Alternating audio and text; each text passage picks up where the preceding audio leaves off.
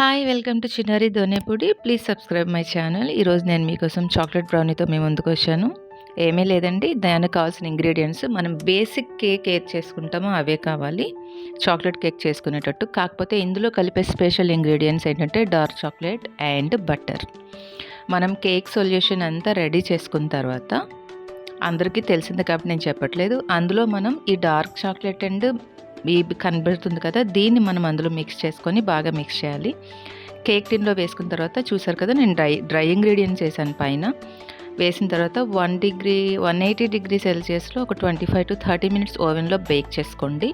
Oven లేని వాళ్ళు pre heat చేసుకుని ఒక బాండీలో గ్యాస్ స్టవ్ మీద ఒక 40 మినిట్స్ వరకు బేక్ చేసుకోవచ్చు.